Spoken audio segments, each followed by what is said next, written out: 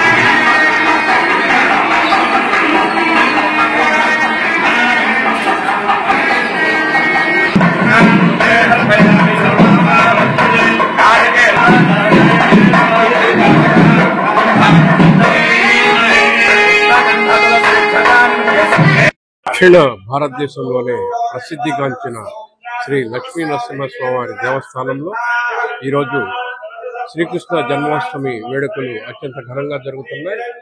దేవస్థానం ప్రధాన అర్చకులు శ్రీమాన్ మాల్యవంతం శ్రీనివాస దీక్షితులు అర్చక బృందం ప్రత్యేక పూజా కార్యక్రమాలు నిర్వహిస్తున్నారు.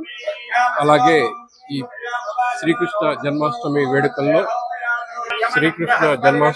వేడుకల్లో దేవస్థానం కార్యనిర్వహణాధికారి కోగంటి సునీల్ కుమార్ గారు, అలాగే ఆర్యవైశ్య ప్రముఖులు మాజేటి సూర్య వేణుగోపాల్ కృష్ణ శ్రేష్ఠులు పాల్గొన్నారు. అలాగే కైంకర్యకారులు భక్తులు పెద్ద సంఖ్యలో పాల్గొని శ్రీకృష్ణ జన్మాష్టమి వేడుకల సందర్భంగా జరుగుతున్న ప్రత్యేక పూజా కార్యక్రమాలను భక్తి శ్రద్ధలతో నిర్వహిస్తున్నారు.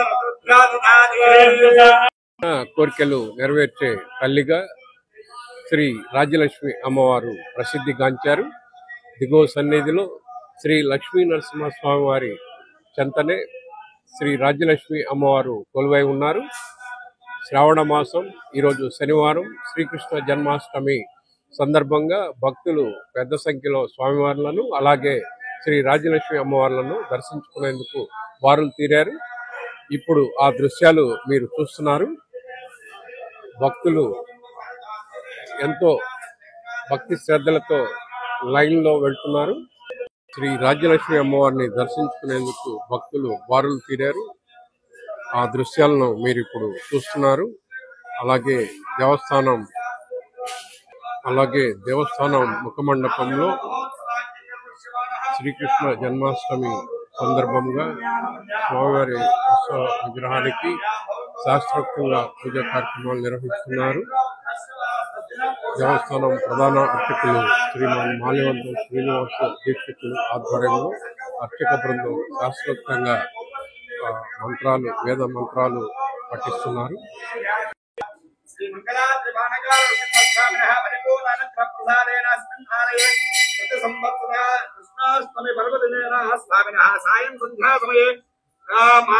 पांडव कृष्ण स्वामिन नामकरण महोत्सव किंकरवर्ष्यमाण अद्यक्रियमाण सर्वकर्म सर्वमृत्यर्थम पुण्याः वृद्धिं भवन्तो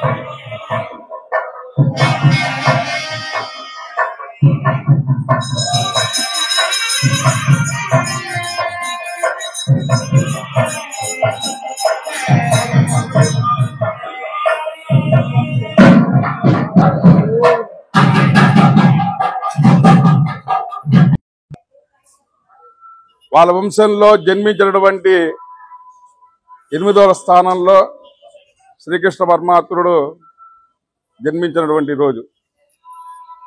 మన మాసాల్లో కూడా 8వ మాసం శ్రావణ మాసం. కృష్ణుణ్ణి అత్యంత ప్రీతికరంగా ప్రేమిస్తున్నటువంటి ఆ రాధా కూడా 8వ సంతానం.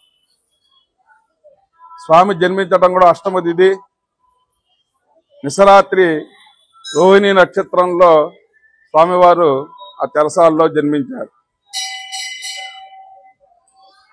అటువంటి ఈ 8 అనేటువంటిది అష్టమ తిథిలో ఉన్నటువంటి గొప్ప అక్షరం కాబట్టి ఆ యొక్క కృష్ణ పరమాత్ముడు కూడా శ్రీమన్నారాయణుడు ఆ యొక్క రూపంలో ఈ రోజున జన్మించాడు. మన స్వామివారికి ఈ రోజున అన్ని క్షేత్రాల్లో కూడా వేణుగోపాలుడని రాధాకృష్ణుడు అని చెప్పేసి నామధేయం చేస్తూ ఉంటారు.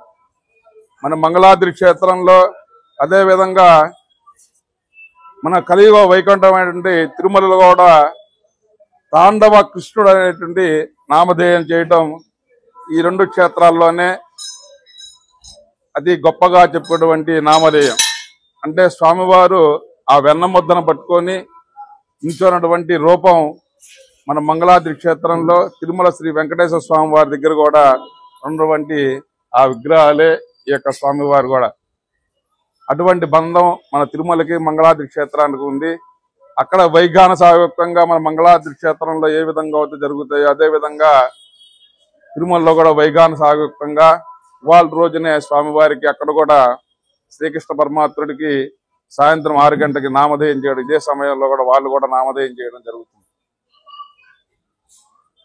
అటువంటి కృష్ణ పరమాత్ముడు యాదవ వంశంలో జన్మించి భక్తులకి రామాయణంలో స్వామివారు ద్రౌపదయుగంలో రామావతారం ఎత్తిన తర్వాత వాళ్ళందరూ కూడా స్వామివారిని అడుగుతారంట. ఋషులు దేవతలు అందరూ, స్వామి నాయన నీతో పాటు మేము ఆడుతూ పాడుతూ తిరిగి ఉండాలని చెప్పేసి కోరుకుంటే, నేను రాజ్యాన్ని పరిపాలించిన రాజుగా జన్మెత్తాను కాబట్టి ఇప్పుడు చేయడానికి కుదరదు. మరుసటి యుగంలో ద్రౌపద యుగంలో నేను కృష్ణావతారం ఎత్తుతాను, అప్పుడు మీతో పాటు ఆడుతూ ఉంటా పాడుతూ ఉంటా తిరుగుతూ ఉంటాను అని చెప్పేసి వాళ్ళందరికీ కూడా స్వామివారు వరం ఇచ్చి ద్రౌపద యుగంలో మనకి బ్రహ్మోత్సవాల్లో పొన్నవాహనం దగ్గర గోపికలందరూ ఉంటారు. వాళ్ళందరూ గోపికలు కాదు. అంతకుముందు యుగంలో వాళ్ళందరూ కూడా స్వామివారిని ప్రాధేయపటువంటి ఆ ఋషులు దేవతలందరూ కూడా ఆ జన్మెత్తి ఆ గోపాలుడి యొక్క సంరక్షణలో వీళ్ళందరూ కూడా గోపికలాగా ఉండి ఆ యొక్క ద్వారకా నగర్లో ప్రతి ఒక్క జీవి కూడా కృష్ణ పరమాత్మ కోసం జీవించినటువంటి ఆ యొక్క రూపంలో స్వామివారు వాళ్ళందరితో కూడా ఆడుతూ పాడుతూ తిరిగేటువంటి ఆ యొక్క వాళ్ళ యొక్క కోరికలు తీర్చడానికి కృష్ణ పరమాత్మ రూపంలో వచ్చినటువంటి రూపం. మనతో పాటు ఆడు తిరిగే రూపం, మన కోరినటువంటి కోరికలు కూడా తొందరగా నెరవేరుస్తారు స్వామి. అటువంటి రూపం ఇది. ఈ రోజున మనందరం కూడా ఈ స్వామి యొక్క ఈ సేవ చేసుకోవడం చాలా గొప్పది. రేపు స్వామివారికి మా యొక్క దేవస్థానం యొక్క అసిస్టెంట్ కమిషనర్ కార్యనిర్వహణ వారు సునీల్ కుమార్ గారు భక్తులందరినీ కూడా స్వామివారికి దగ్గరగా తీసుకెళ్లాలని చెప్పేసి వారి యొక్క కోరిక. ప్రతి మాసంలో ఏదో ఒక ఉత్సవం చేసి వాళ్ళందరికీ కూడా స్వామిని దగ్గరగా చూపించి వాళ్ళందరి చేత కూడా కైంకర్యం జరిగే విధంగా చేయాలని చెప్పేసి వారు సంకల్పంతో మమ్మల్ని అందరినీ కూడా ఆదేశించి కోరి ఉన్నారు.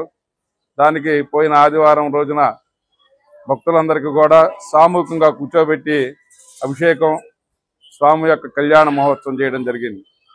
దానిలో భాగంగా శ్రావణ మాసంలో ఆదివారం రేపు 9 గంటలకి స్వామివారి శాంతి కళ్యాణ మహోత్సవం, తర్వాత శ్రీ లక్ష్మీ నారసింహ సుదర్శన నారసింహ యోగం జరుగుతుంది.